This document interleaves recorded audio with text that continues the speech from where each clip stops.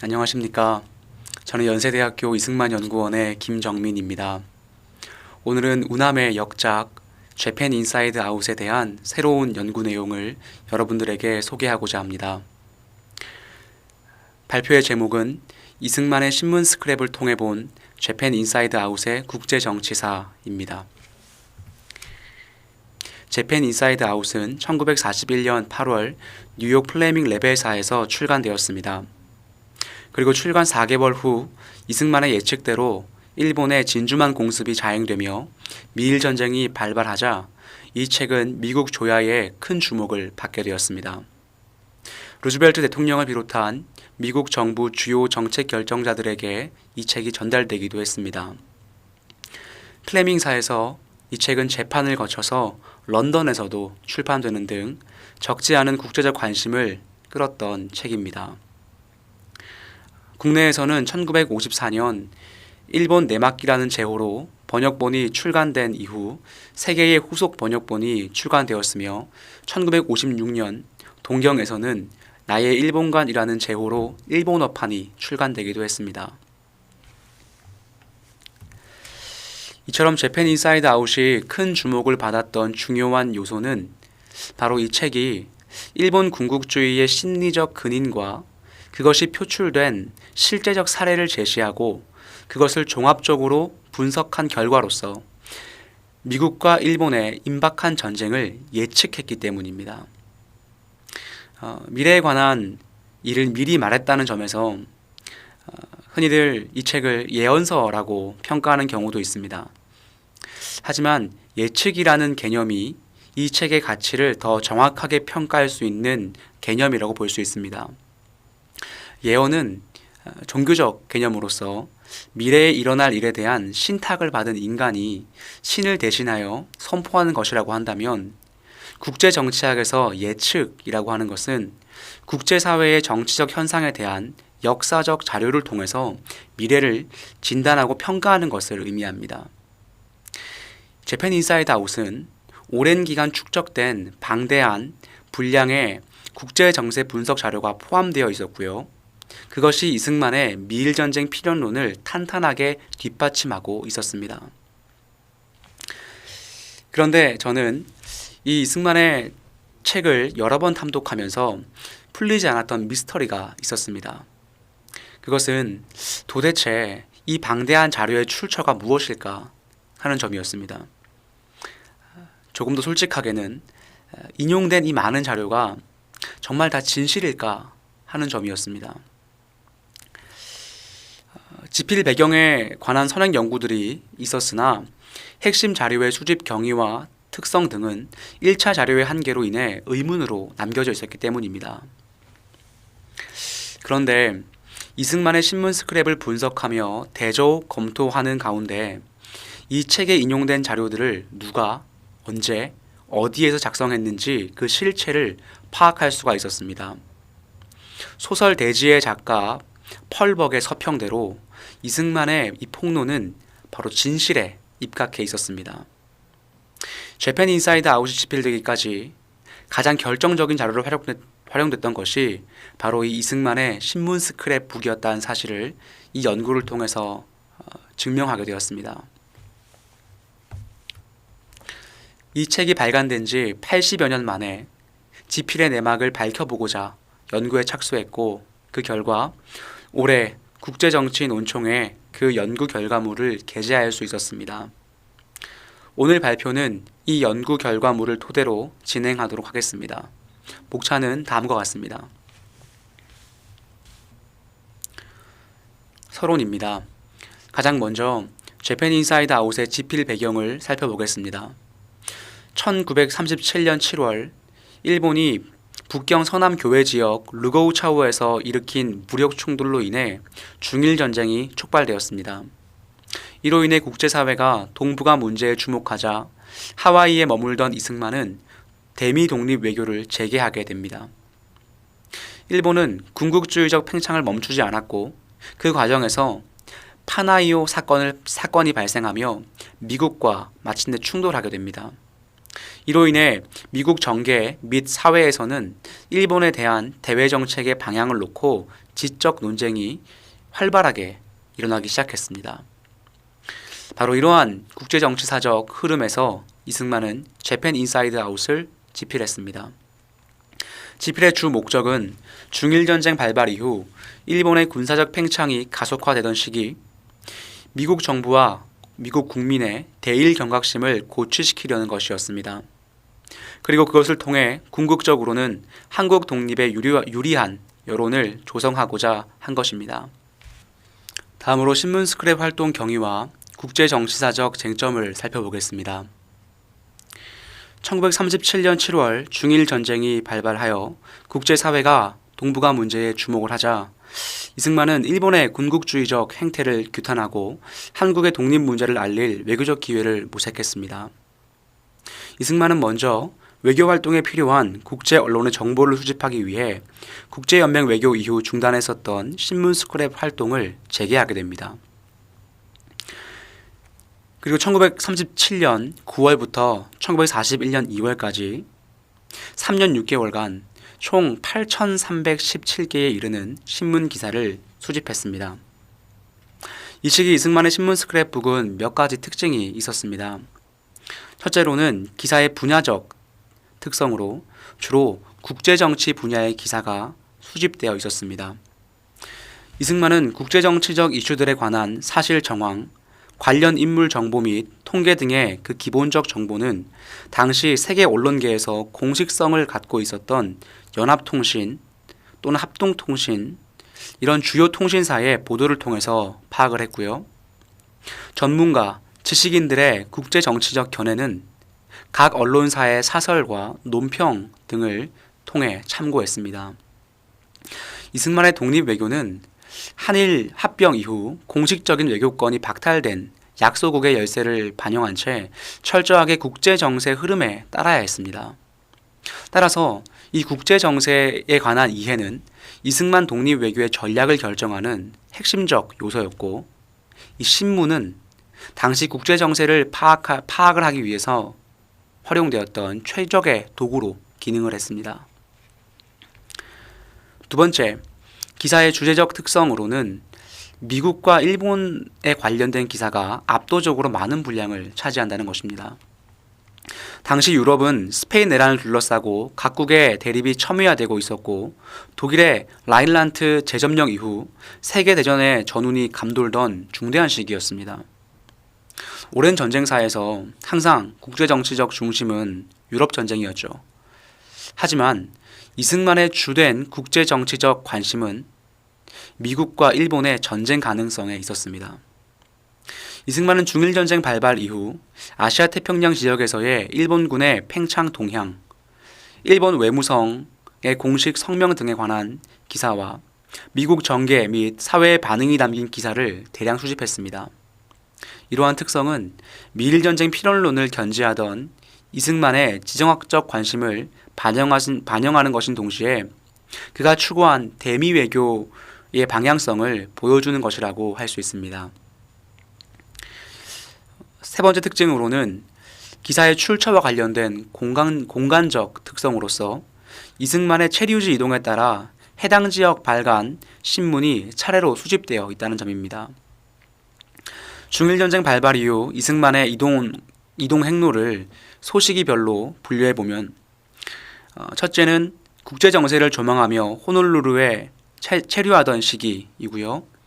둘째는 구미위원부 재건을 위한 시찰 및 외교 준비 활동을 수행하며 워싱턴 DC에 체류하던 시기입니다.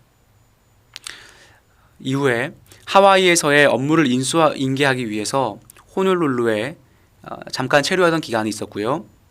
그리고 마지막으로 프란체스카와 함께 워싱턴 DC에 거주하며 재팬 인사이드 아웃을 집필하던 시기로 대별될 수 있습니다.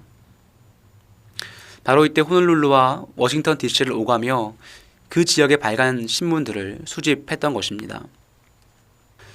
이승만은 호놀룰루에 체류하던 기간 일제의 정책을 대외적으로 홍보하던 도메이 통신사의 영문 기사도 다수 수집했는데 미국 통신사의 폭로성 기사와 일본 통신사의 선정성 기사를 대조하며 국제 정세를 파악했던 것으로 보입니다. 통신사의 1차적 업무는 국제적 사건을 취재하여 국제사회에 전달하는 데 있었지만 2차적 업무는 자국 중심적 보도를 통하여 자국의 이익 증진과 이미지를 제고시키는 것에 있었습니다.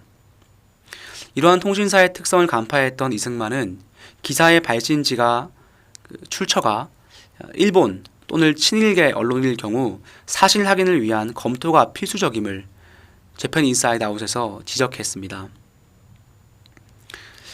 이러한 공간적 특성은 이 시기 이승만의 독립외교 활동 행로를 보여주는 동시에 신문 수집 활동의 지속성을 보여줍니다. 다음으로 이승만의 신문 스크랩북에는 재팬 인사이드 아웃의 내용과 연결된 국제정치사적 쟁점을 다루던 기사들이 있는데요. 4가지 정도로 분류될 수 있습니다. 첫째는 중일전쟁의 전황과, 둘째는 정치적 성향에 따른 언론의 보도전, 셋째는 미국의 대외정책을 둘러싼 미국 정계의 정쟁과, 마지막으로는 참전에 관한 미국 여론의 지적 논쟁 등이었습니다. 이러한 쟁점들은 미국과 일본의 관계를 중심으로 질서를 바라보았던 이승만의 국제정치적 관점이 반영된 것이었습니다. 구체적으로 살펴보겠습니다. 첫째로 이승만은 중일전쟁의 교전지역과 관련된 수도에 파견되었던 특파원의 기사를 수집하여 중일전쟁의 전황을 파악했습니다. 교전지역에 주재하던 특파원들은 국제정치적 사건의 전개에 따라 신속성과 정확성을 기하여 주요 정보를 기사에 담아 본국에 타전했습니다. 미국의 지역신문들은 주요 통신사들을 통해 전달되는 국제정치적 이슈들을 지역사회에 전달하게 됐습니다. 중일전쟁 발발 직후 이승만이 머물던 하와이 지역 신문사에도 바로 이 주요 통신사의 기사가 매일마다 전달되었습니다. 이승만은 재팬 인사이드 아웃 제5장에서 이 미국 특파원들은 일본군의 압박에도 불구하고 전쟁의 장면을 생생하게 묘사하여 본국에 전하는 자들이라고 말하면서 높게 평가했었습니다. 실제로 중일전쟁 전개 당시 현지에서 타전되는 특파원의 기사는 삼엄한 일본 군부의 감시와 압박, 친일적 언론의 선정성 보도에 맞서 국제사회에 사실을 전하기 위한 투쟁의 산물이었습니다. 그러한 가치를 알았던 이승만은 재팬 인사이드 각 장에서 현재의 사건들을 소개할 때 주요 미국 언론의 특파원 타전 기사들을 적극적으로 인용을 했습니다. 현지에서 일어난 사건의 전말을 실제적 정황을 중심으로 상세하게 보도하던 특파원 기사의 특성은 객관성을 확보하고자 했던 저자의 저술 의도와 부합하는 것이었습니다. 이승만은 책의 주요 독자인 미국인들이 일본 군국주의의 실체를 실제로 현지에서 일어났던 사건들을 통해 눈으로 보고 확인하도록 했습니다. 여류작가 펄벅도 바로 재팬 인사이드 아웃의 서평에서 이 점을 높게 평가했던 것이죠. 재팬 인사이드 아웃 제10장에서 이승만은 일본의 정복 행진과 파장이 미친 지역으로 상해, 인도차이나, 홍콩, 버마 등 16개의 광범위한 지역을 언급합니다. 제한된 공간에서 이것이 가능했던 것은 각 지역에서 타전하는 통신사 특파원의 기사를 포괄적으로 수집했기 때문입니다. 이 지도를 보시면 파란색은 이승만이 머물렀던 체류지 하와이와 워싱턴 DC입니다. 노란색은 제10장에서 이승만이 다루었던 일본의 파장이 미친 지역들이고요. 주황색은 인용한 특파원 타전 기사의 주요 발신 지역입니다. 제한된 공간에서 이승만이 세계에서 일어나는 사건들을 볼 수 있었던 것은 바로 특파원들이 그 지역에서 타전하는 기사들 덕분이었습니다. 이로 인해 이승만은 일본의 군사적 팽창이 일어나고 있는 현지의 사건들을 타지에 체류하면서도 신속하게 파악할 수가 있었습니다. 한편 전쟁 관련국 수도에 파견된 특파원들은 각국 정부의 공식적 입장 및 성명서 내용을 본국에 전달하기도 했습니다. 이승만은 이들의 기사를 통해서 중일전쟁 시기 워싱턴 동경, 런던 등지에서 타전하는 각국 정책 결정자들의 외교적 입장과 그 성명을 파악할 수가 있었습니다. 둘째로 이승만은 정치적 성향에 따른 언론의 설전을 주목하여 전시 보도전의 양상을 읽어냈습니다. 국제정치사적으로 중일전쟁 시기는 일본에 의한 언론의 선전전이 격화되었던 시기입니다. 이승만은 일본에 우호적 성향의 기사를 내보내던 언론사와 적대적 성향을 보이던 언론사의 기사를 모두 수집했습니다. 당시 미국의 언론사는 언론사의 사주의 성향에 따라 정치적 역할을 하던 시기였습니다. 대표적으로 허스트는 자회사 계열 언론을 통해 반전쟁 정책을 지지했으며 중일전쟁 이후 시카고 트리뷴, 뉴욕 데일리 뉴스 등과 함께 미국의 참전을 반대했습니다. 반면 뉴욕 타임즈는 사설의 중립을 표방하긴 했지만 중일전쟁 시기 대체로 반일적 대외 정책을 지지했습니다. 공화당원 재정가 마이어가 인수한 워싱턴 포스트도 루즈벨트의 뉴딜 정책에는 반대했었지만 미일 전쟁을 앞두고 일본에 대해 강경한 논조를 유지했습니다. 신문사의 성향에 따라 반응이 극명하게 양분되었던 대표적인 예는 파나이오 사건에 대한 사설이었습니다. 1937년 12월 12일 중국의 남경 인근에서 일본 해군 소속의 비행 부대가 미국 군함 파나이오를 공격해 침몰시켰고 사망자 3명을 포함한 총 48명의 사상자가 발생했습니다. 이승만은 이 사건을 일본이 외국인에게 가한 공격 중 가장 심각한 사건이라고 지적했습니다. 뉴욕타임즈는 일본이 중국 침략군을 철수시키고 제국주의적 모험을 청산할 것을 강력하게 촉구했고, 세인트루이스 스타 타임즈는 미카도의 강력한 전쟁 도구가 백인을 몰아내고 동양을 정복할 작전에서 또 하나의 중요한 걸음을 내딛었다라고 강도 높게 비판했습니다. 이와 대조적으로는 허스트 계열의 워싱턴 헤럴드의 경우 이 사건은 전쟁으로 이어질 수 있는 사건이나 전쟁이 일어나야 할 사건이 아니다. 파나이오는 우방국에 의해 침몰되었는데 그들은 이 행위를 인정하고 모든 종류의 사과를 했다. 우리는 이 사건에서 호전성의 원인을 찾을 수가 없다고 논평하며 일본 정부의 입장을 대변했습니다. 언론의 설전은 중일전쟁 시기 일본의 군사적 팽창의 목적과 의도를 둘러싼 논쟁으로 이어졌습니다. 미국 통신사 특파원들을 통해 일본군이 점령지의 기독교회를 폭파하고 있는 기사가 타전되고 있을 무렵 뉴욕에서 발간되던 친일 성향의 신문은 일본은 보편적 인류애를 추구하며 일본인 기독교인들은 동양과 중국 기독교인들의 자유를 위해 노력한다는 기사를 내보내기도 했습니다. 이러한 친일 성향 언론의 유화주의적 논조는 이승만의 지적대로 일본과의 친선관계 유지 및 평화주의를 주창하며 반전운동을 전개하던 미국 시민단체들의 구호가 되었습니다. 대조적으로 일본의 군사적 팽창 목적은 침략국 정복에 있음을 알리는 언론의 보도도 있었습니다. 뉴욕타임즈의 경우에는 일본이 중일전쟁에서 스스로 의미 있는 승리를 거두고 있다고 주장하지만 중국인들에게 오히려 국가 정신을 강화하는 계기가 되고 있다고 논평을 했고, 헤럴드 트리뷴은 일본의 군사적 팽창이 오히려 일본을 신뢰하던 국가들에게 큰 실망을 안겨주고 있다고 강력하게 비판을 했습니다. 이렇듯 전장의 배후에는 국제 여론을 유리하게 조성하기 위한 친일적 언론과 일본의 군국주의적 실체를 폭로하고자 했던 반일적 언론의 보도전, 선전전, 사상전이 치열하게 전개되고 있었습니다. 이승만은 설전을 벌이던 양측 언론의 보도를 대조하며 실제와 상이하게 보도되는 선전성 기사의 실체를 파악할 수가 있었습니다. 세 번째 국제정치사적 쟁점으로는 대외정책을 둘러싼 미국 정계의 정쟁에 관한 기사였습니다. 이승만 이걸 통해서 미국의 정치적 흐름을 읽어냈습니다. 고립주의와 국제주의를 오갔던 미국의 대외 정책의 전환은 근현대 국제정치사의 중요한 쟁점 중의 하나였습니다. 중일전쟁 발발 이후 국제사회는 일본의 침략적 행태에 대한 미국의 적극적인 개입을 촉구했습니다.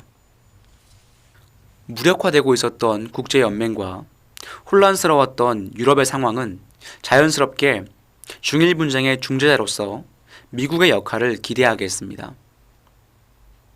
처음에는 미온적이었던 미국의 태도도 일본의 군국주의적 팽창이 심화됨에 따라 점차 강경하게 바뀌어 갔습니다. 대표적인 연설이 루즈벨트의 시카고 연설이었는데요. 이 시카고 연설은 구체적으로 일본을 언급하진 않았지만 조약의 존엄성과 온전성을 위반한 국가에 대한 그 응징의 필요성이 확실하게 국제사회에 천명되었던 연설이었습니다. 이러한 루즈벨트의 시카고 연설은 국제 분쟁에 대한 미국의 국제주의적 역할을 기대하던 이들에게 미국 외교 정책의 전환을 의미하는 것으로 받아들여졌습니다. 미국이 이렇게 반응하자 국제연맹은 대일 규탄에 동참할 것이라고 발표를 했고요. 영국도 뜻을 같이하여 협력할 것을 약속했습니다. 이와 같이 국제사회에서 대일 경각심이 고조되던 일련의 과정은 언론을 통해 상세하게 보도되고 있었고, 이승만은 미국 행정부의 기조 변화와 그에 따른 국제사회의 우호적 반응을 파악할 수 있었습니다. 한편 미국 의회에서도 중립법을 둘러싸고 열띤 토론이 이어졌습니다. 중립법 개정에 관한 찬성과 반대를 표방하는 두 그룹의 주요 인물들에 관한 신상 정보와 발언은 미국 언론에 구체적으로 보도되었습니다. 만주사변 발발 시기 국무장관을 역임했던 스팀슨은 전쟁의 위험이 점차 미국에게 다가오고 있으며 당장은 아니더라도 미국이 일본의 군사적 진경에 다음 희생자가 될 것이라고 고립주의를 포기할 것을 촉구했습니다. 피트먼 미국 상원 외교관계위원회 위원장도 미국의 제1차 세계대전 참전 기념일 전날을 맞아서 중립법 개정의 의견을 개진하면서 이제 미국 의회가 중국을 지원하든지 일본을 지원하든지 결정해야 한다고 강력하게 주장을 했습니다. 반면 고립주의를 강력하게 표방하던 존슨 의원과 클라크 상원 의원은 중립법 개정은 곧 전쟁을 의미하는 것이다 라고 발언하며 참전에 반대했습니다. 하워드 태프트 전 대통령의 장녀 헬렌 태프트 매닝은 외교관계위원회 청문회에 출석하여 루즈벨트가 중일전쟁에 대해 중립법을 고수할 것을 요청하기도 했습니다. 이러한 고립주의자들의 반대에도 불구하고 1939년 7월 의회의 승인에 따라 루즈벨트 행정부는 미일 통상조약의 실효를 선언했고, 이승만은 이것을 미국이 일본에 대하여 사용한 최초의 경제적 무기라고 평가했습니다. 이승만은 이러한 정쟁 과정을 신문을 통해 확인하면서 전쟁에 대한 미국 정계의 의견을 정리했고, 고립주의에서 점차 국제주의로 전환되던 미국 외교 정책의 변화를 읽어낼 수 있었습니다.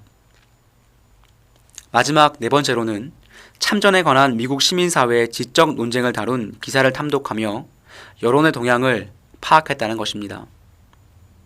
중일전쟁 발발 이후 미국의 시민사회는 자국 군대의 참전과 반전의 의견으로 양분되어 있었습니다. 정치적 시민단체로는 1940년 9월 발족한 미국 우선위원회가 반전운동을 주도하고 있었습니다. 이 단체의 핵심 인물이자 대변인이 사회활동가 린드버그였는데, 이승만은 재팬 인사이드 아웃 제14장에서 제5열과 같은 평화주의자로 린드버그를 지목했습니다. 린드버그가 주도했던 미국 우선위원회는 일본의 진주만 공습 3일 후 해산되기 직전까지 미국 전역에 450개 지부를 설립하고 80만 회원을 확보하여 대대적인 반전운동을 전개했습니다. 또한 미국 기독교계의 평화주의 운동은 평화운동조정위원회가 주도했으며, 또한 회중교회 사회행동협의회와 같은 단체들도 그것에 협력했습니다. 이들은 모든 전쟁은 죄악이며 하나님에 대한 증오이고 모든 기독교인의 양심에 혐오감을 준다는 평화주의 신학을 유포했습니다. 이러한 평화주의 신학은 국제 분쟁에 대한 미국의 정치적 중립을 촉구하며 반전 운동을 전개했던 종교 단체들의 지적 토대가 되었습니다. 반면 신학적 윤리적인 이유로 미국의 정치적 개입을 반대하는 기독교계를 비판하는 흐름도 있었습니다. 대표적인 인물이 라이놀드 니버였습니다.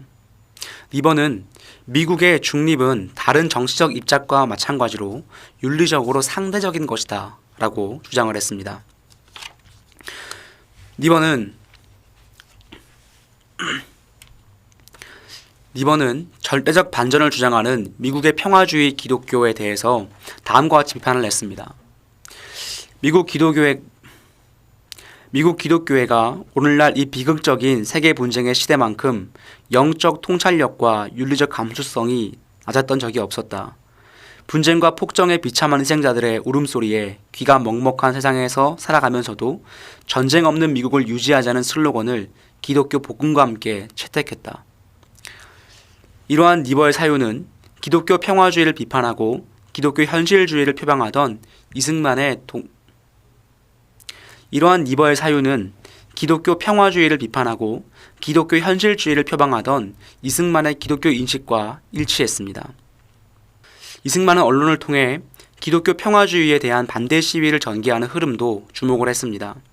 중일전쟁 발발 이후 미국이 일본의 침략을 저지하고 중국의 저항을 지원하자는 미국 내 사회운동은 펄벅을 통해서 활발하게 전개되었는데요.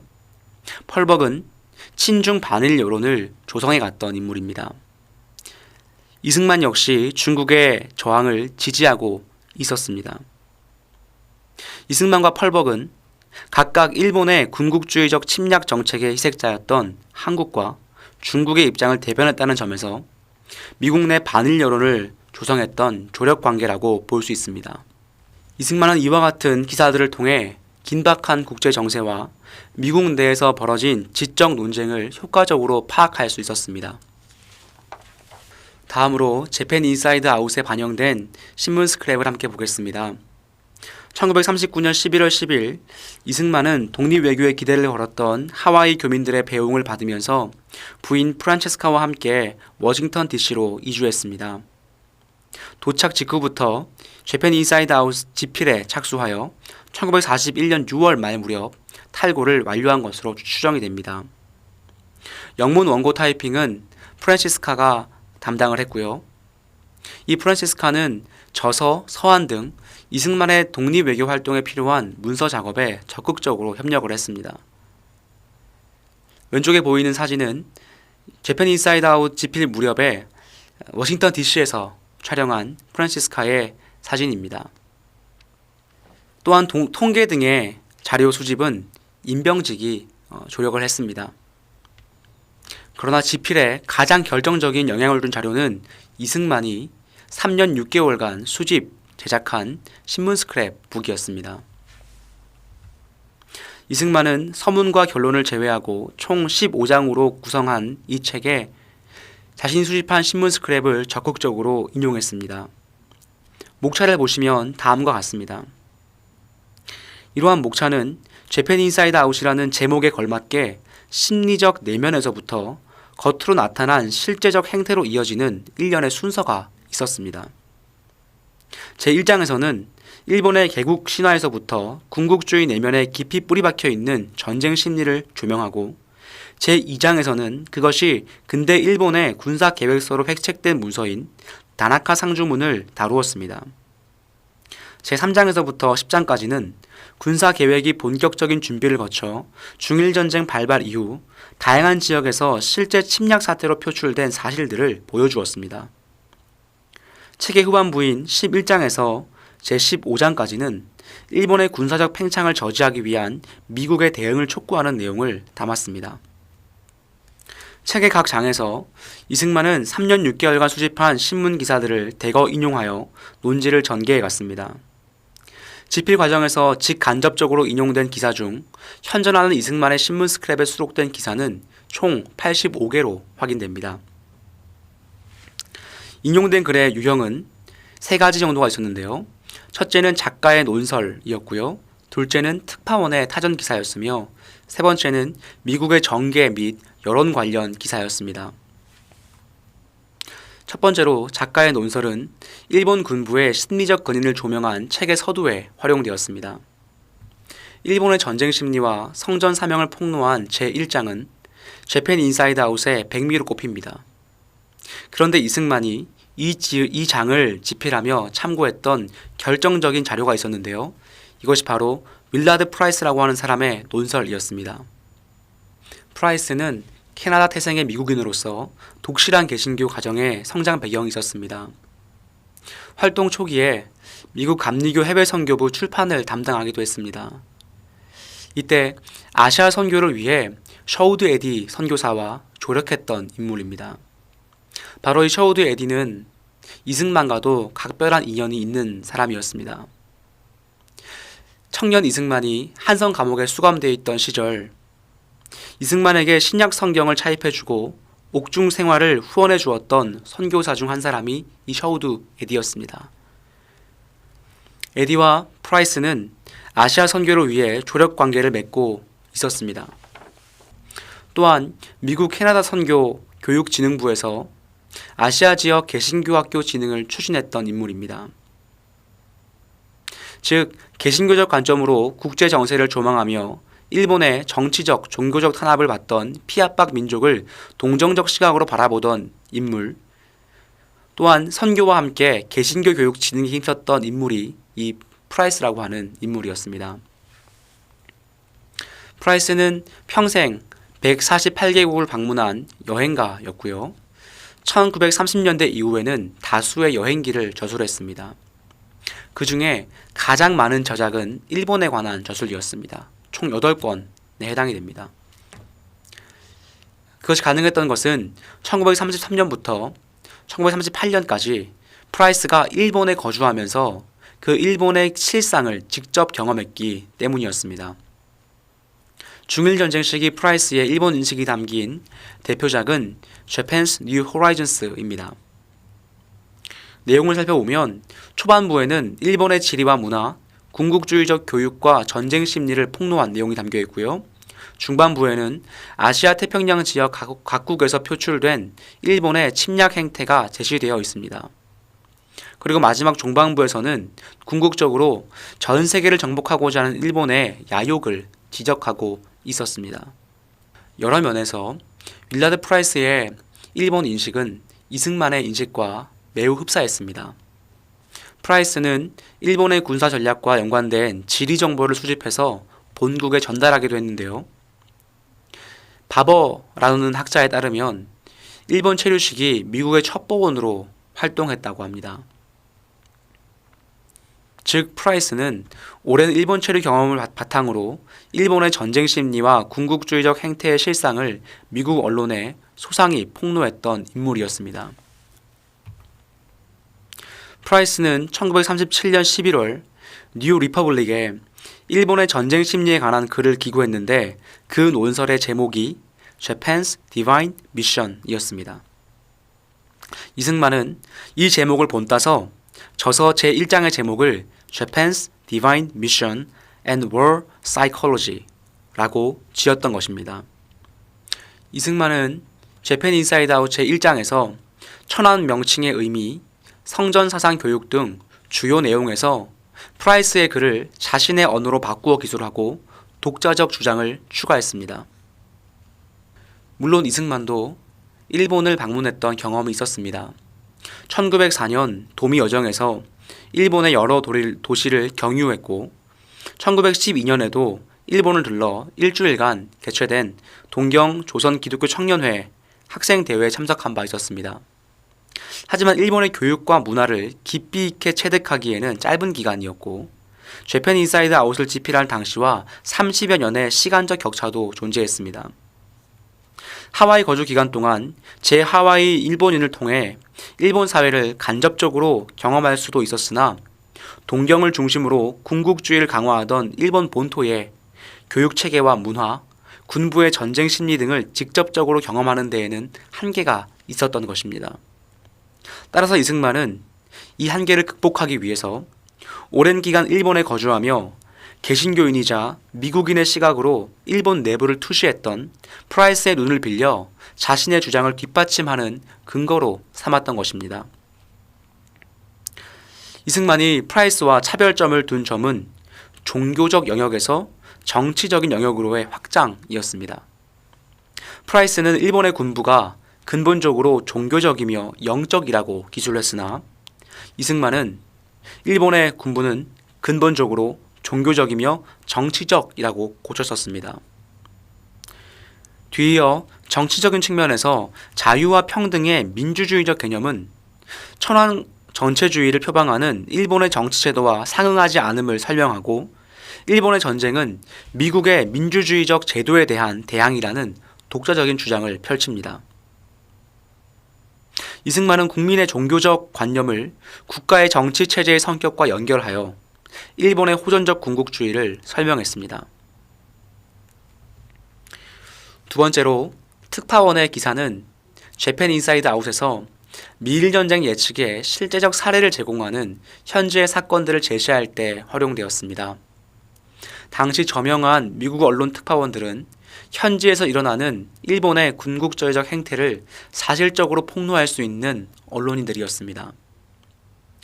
아래 보이는 두 개의 사진은 중일전쟁의 참상을 국제적으로 폭로했던 폭스 무비톤의 웡 기자가 타전한 사진입니다.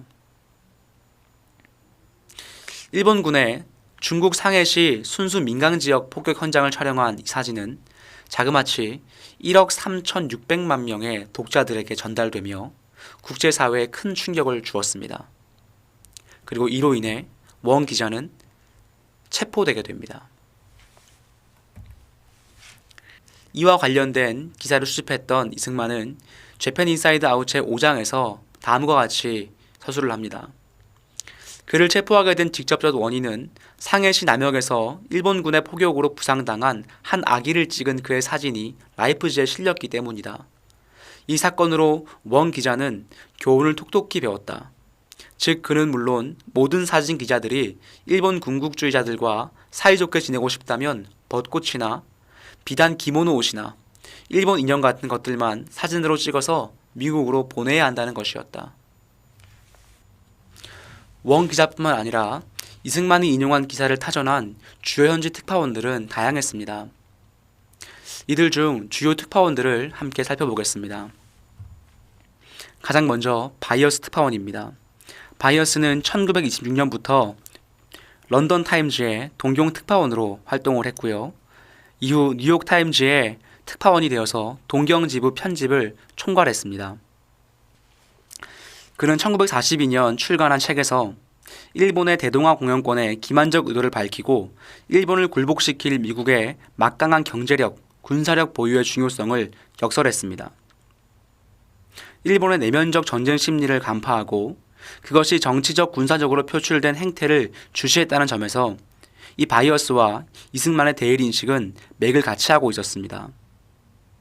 바이어스는 외교 정책에 관한 일본 정부의 공식 성명, 일본 언론의 선전성 보도 내용, 사회 및 종교계의 동향 등 일본 각계의 소식을 상세하게 보도했고 이승만은 바이어스의 기사를 편집하여 지필에 활용했습니다. 중일전쟁의 온상이었던 상해의 소식은 뉴욕 타임즈의 상해 특파원 어밴드가 타전하는 기사를 통해 확인했습니다. 어밴드는 1920년대 초반부터 중국에 줄곧 거주하며 중일전쟁 시기 일본의 군사적 행동을 자세하게 보도했습니다. 그는 처참했던 현재 경험을 담아 1941년 봄 뉴욕에서 책을 발간했는데 제명이 이승만의 책과 유사한 재팬 언마스크드였습니다. 330페이지 분량의 책에는 중일전쟁의 사상자 통계와 일본 당국에 의한 미국 특파원들의 피해 정황 등이 자세하게 기술되었고 일본이 점령한 중국에서는 더 이상 기독교 교육과 선교가 불가능하다는 저자의 판단도 담겨 있었습니다. 결론에서는 티틀러를 모방하여 아시아의 패권을 추구하고 있는 일본에 대한 미국의 각성을 촉구했는데 이러한 주장은 재팬 인사이드 아웃의 결론과 흡사했습니다. 이승만은 어밴드의 기사를 인용하여 일본 군국주의자들의 실체를 밝히고자 했습니다. 상해의 또 다른 특파원으로는 AP통신의 중국 특파원 레바스가 있었습니다. 레바스는 상해에서 발표된 하라다의 보고서와 워싱턴 해군성 보고서의 상반된 내용을 구체적으로 지적하며 기사를 보도했습니다. 이승만은 이러한 레바스의 주장을 인용하며 더 이상 어떤 증언도 필요한 것 같지 않았다. 1인들은 과오를 바로잡기 위해 진실을 추구하고 있던 것이 아니었다고 논평을 했습니다. 이 레바스는 1940년 퓰리처상을 수상했고 미국에 복귀한 후에 국무부에 합류해서 활동하다가 진주만 공습 이후 중령으로 임관하여 메가더의 전시통신 업무를 담당하기도 했습니다. 북경에는 대표적으로 AP통신의 북경 주재 종군 기자 한슨이 있었는데요. 한슨 특파원은 중일전쟁 시기 중국 주재 종군 기자로 활약하며 주로 일본군의 침략과 중국인들의 항전을 취재했습니다. 그의 논설은 펄벅의 재팬 인사이드 아웃 서평에 실렸던 아시아지와 윌라드 프라이스의 글이 게재된 리더스 다이제스트 등 미국 내에서 한슨은 중일전쟁 기간 자신이 경험한 일본의 침략상을 모아서 1939년 책의 형태로 출간하여 그 실상을 폭로하기도 했습니다. 다음으로 이승만은 외국인 선교사들이 일본군에 의해 피해를 입는 정황을 제6장에서 보여주었는데요. 이때 활용한 기사가 벨든 특파원의 기사였습니다. 벨든은 1931년부터 중국에 체류하며 유피와 라이프지의 특파원으로 활약했습니다. 특별히 벨든은 일본군의 미국 선교기간 공습을 자세하게 보도했었습니다. 이승만은 창저우 남침내교회 선교본부 폭파 사건을 담은 벨든의 기사와 함께 미국 선교본부 소속 교회와 대학, 직영병원 등 관련 기관들의 폭격 피해를 다룬 특파원들의 기사를 다수 인용했습니다. 레이디버드호와 파나이오 사건을 다룬 제7장에서는 총 6명의 특파원 기사가 지필에 활용되었는데요. 대표적으로 영국 포함 레이디버드호 사건을 취재한 친중 미국인 기자 얼리프의 보도를 인용했습니다. 리프는 자세한 사건의 정황과 함께 목격자인 미국인 간호사 메이의 증언을 보도했고 이승만은 그것을 편집하여 인용했습니다. 미국인들에게 가장 큰 충격을 주었던 파나이오 사건은 UP통신의 상해 특파원 제임스가 보도했습니다. 제임스는 당시 사건이 일어났을 때 파나이오에 승선했던 기자였습니다. 제임스는 이 사건이 명백한 일본의 공격이었던 것을 밝히며 파나이오에 승선했던 미국인 전원의 실명을 열거하기도 했습니다. 다음으로 특파원들의 보도기사를 이승만이 어떻게 인용하여 기술했는지 그 방식을 보겠습니다. 남경 미 대사관의 3등 서기관이었던 앨리슨이 일본군에게 폭행을 당하는 사건이 발생을 했는데요. 이승만은 해당 사건을 현지에서 보도한 첫 특파원 기사부터 미국 국무부의 항의, 일본 정부의 사과 성명 발표까지 1년의 과정을 서술하며 5개의 기사를 인용했습니다. 왼쪽의 기사는 일본 정부의 사과 성명을 담은 UP통신사의 보도 기사입니다. 이승만이 저 기사에서 외무성 차관의 성명 중 일부를 그대로 직접 인용하였고 이후에 자신이 해석이 담긴 논평을 덧붙였습니다. 그 부분이 노란색 하이라이트입니다. 이 사건에 대한 이어지는 이승만의 논평을 보면 이승만은 이러한 사건들이 일본에 의해 고의적으로 자행되었다는 것을 의심할 여지가 없다라고 기술을 합니다. 즉 이승만의 주된 서술 방식은 다음과 같습니다. 가장 먼저 현재의 사건에 대한 사실 정황을 정확하게 인용을 합니다. 그 이후에 그 사건에 대한 관련국 정부의 성명 내용을 인용을 합니다. 그리고 마지막으로 자신의 논평을 첨가하여 글을 전개해 가는 것이었습니다. 이승만이 인용한 기사들을 작성한 특파원들은 중일전쟁 시기 주로 2가지 공통된 국제정세 인식을 견지하고 있었습니다. 첫째, 일본을 국제적 위장국가로 인식했습니다. 특파원들은 국제사회를 향한 일본의 선정성 기사에 맞서 현지에서 목격한 군국주의적 행태를 폭로하고 규탄하는 기사를 보도하는데 중점을 두었습니다. 그리고 기사로 담지 못한 방대한 내용은 책으로 출간하는 경우도 많았습니다. 둘째, 국제사회에서 종교의 자유와 언론의 자유 등 민주주의적 가치를 수호해야 할 것으로 인식을 했습니다. 특파원들은 천황 중심의 전체주의를 표방하며 민주주의적 가치를 위협했던 일본의 호전성을 현장에서 느끼고 있었던 인물들입니다.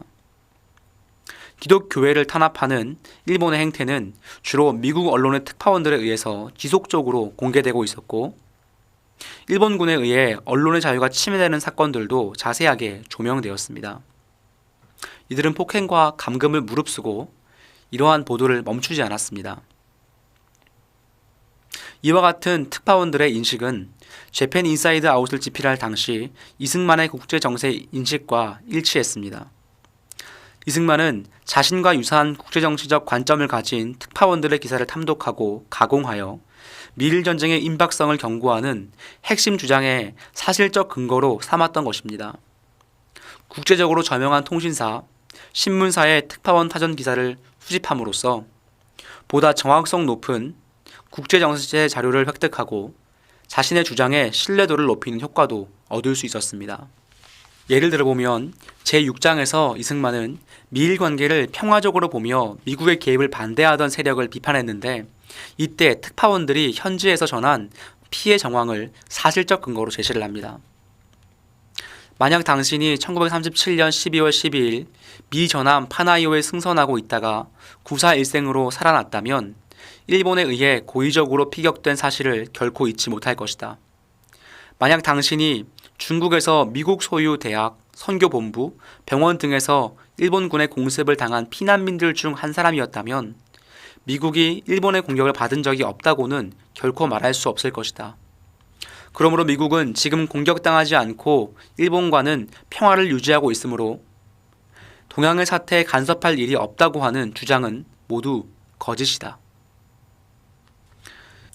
일본군에 의해 피해를 당하던 타지의 미국인 및 미국 소유 기관에 대한 기사들이 이승만에게는 곧 잠재적 적국 미국에 대한 일본의 직접적인 공격을 의미하는 것으로 독해되었습니다.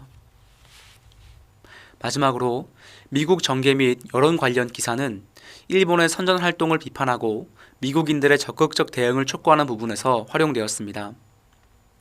이러한 것은 중일전쟁 발발 이후 시기 이승만의 독립외교의 목표를 반영하는 것이었습니다. 첫 번째는 한인들의 강렬한 독립의지를 국제사회에 표출하는 것이었고요. 두 번째는 미국이 대일전쟁에 개입하도록 미국민에게 선전하는 것이었습니다. 즉 대미 독립 외교 활동의 목표를 성취하기 위해서는 국제정세에 대한 미국 정계의 의견 및 여론의 동향 파악이 매우 중대한 요소였던 것입니다. 이승만은 당시 신뢰성 높은 전문 여론조사 기관의 조사 결과가 담긴 신문 기사를 탐독하여 미일 전쟁을 앞둔 미국의 여론을 읽어냈습니다. 대표적으로 갤럽과 AIPO 등이 발표한 기사들이었습니다. 당시 다수의 전문 여론 기관의 조사는 미국민의 참전에 대한 찬성률 증가와 배일 감정의 격화, 대중 동정심의 증가라는 결과를 보여주고 있었습니다. 이승만이 저서 제12장에서 대부분의 미국인들이 중국을 동정하고 있으며 전국의 언론들도 거의 다 일본을 반대하고 있다고 주장한 것은 바로 이러한 여론조사 결과와 또 언론에 보도된 기사를 근거로 하는 것이었습니다.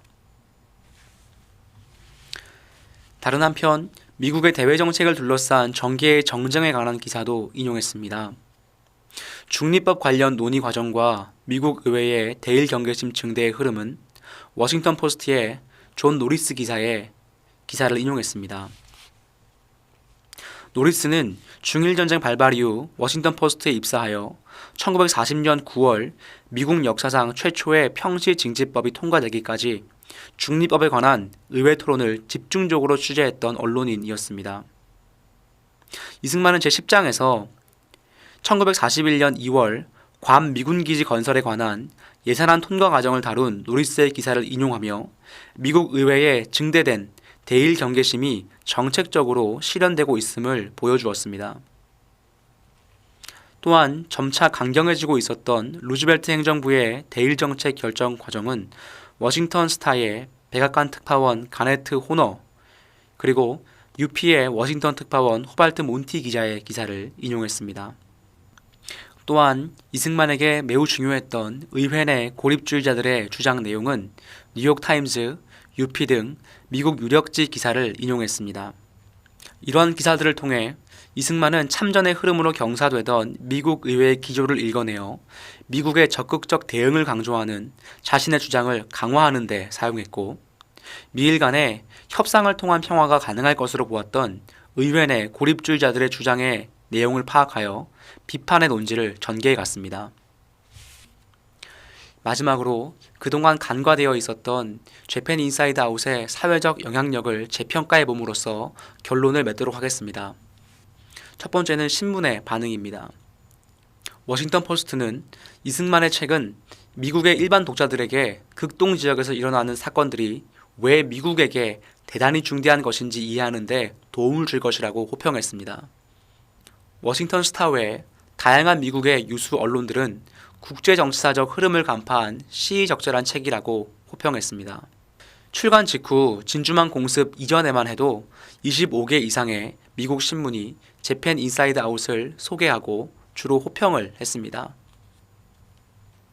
진주만 공습 이후에는 재팬 인사이드 아웃이 더 많이 언론에 소개되었습니다. 여기 보이시는 기사들은 런던과 밴쿠버, 시드니에서 발간된 기사입니다. 진주만 공습 이후에는 미국을 넘어 영국, 캐나다, 호주의 주요 신문에도 재팬 인사이드 아웃과 저자 이승만이 소개되는 성과를 거두었습니다. 미국 잡지에도 재팬 인사이드 아웃은 소개되었습니다.